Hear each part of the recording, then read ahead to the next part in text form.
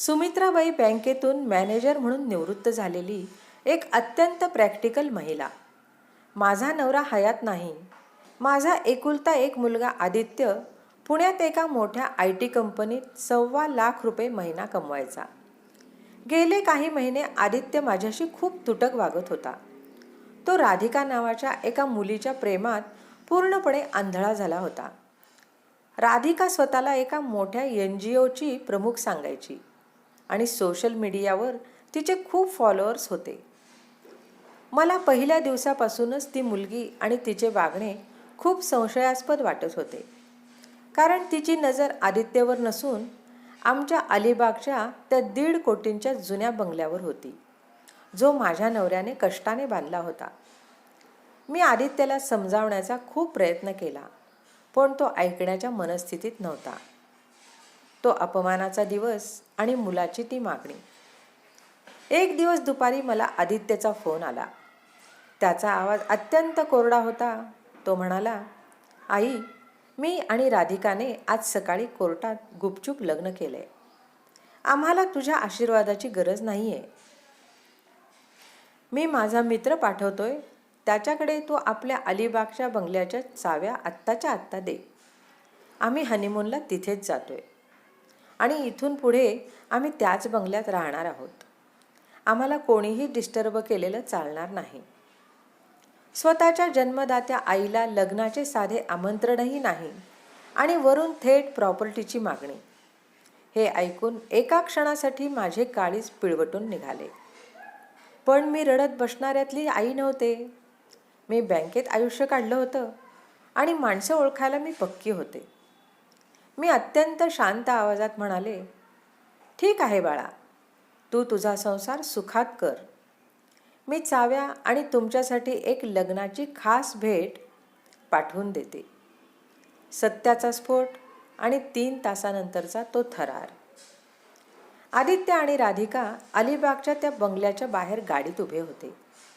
तेवढ्यात माझा मित्र तिथे पोहोचला.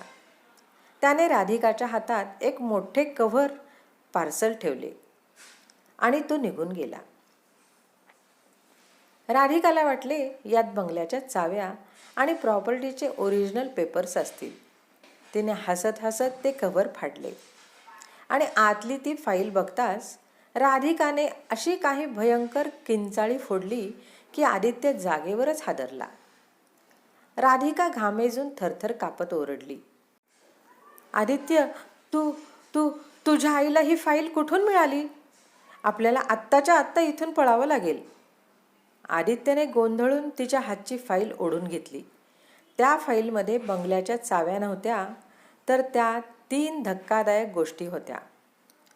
नंबर 1, राधिकाचे खरे नाव संजना असल्याचे पोलिसांचे रेकॉर्ड आणि तिच्या आधीच्या 2 जिवंत नवऱ्यांचे फोटो आणि लग्नाचे सर्टिफिकेट. नंबर 2, श्रीमंत मुलांना प्रेमाच्या जाळ्यात ओढून गुपचूप लग्न करून त्यांच्या प्रॉपर्टीवर कब्जा करणाऱ्या आणि नंतर खोटे हुंड्याचे गुन्हे दाखल करणाऱ्या तिच्या हनी ट्रॅप गँगची पूर्ण कुंडली.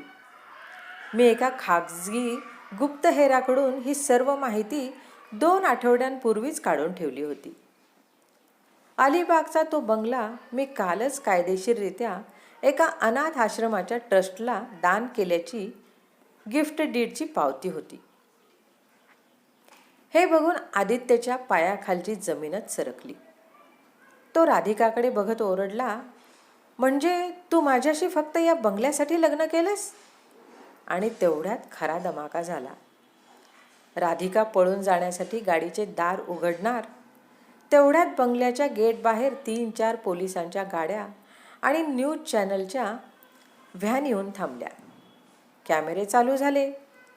मी फक्त माझ्या मुलाला वाचवलं नव्हतं, तर मी त्या फाईलची एक कॉपी काल रात्रीच एका क्राईम रिपोर्टरला आणि पोलिसांना दिली होती. सोशल मीडियावर समाजसेविका म्हणून मिरवणारी ही राधिका पोलिसांना गेल्या 3 वर्षांपासून वॉन्टेड होती.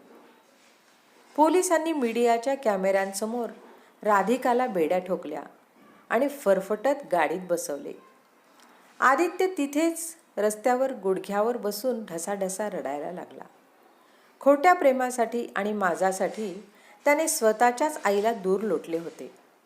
पण त्याच आईने स्वतःची 1.5 कोटींची प्रॉपर्टी दान करून आज आपल्या मुलाचे आयुष्य आणि इज्जत एका भयंकर गुन्हेगारी जाळ्यातून वाचवली होती.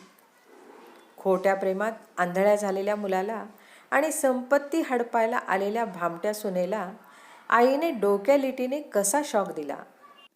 रसिक श्रोते हो, ही कथा तुम्हाला आवडली असेल तर लाईक करा, शेअर करा, सबस्क्राईब करा आणि एक गोड कमेंट द्यायला विसरू नका. जय श्रीराम.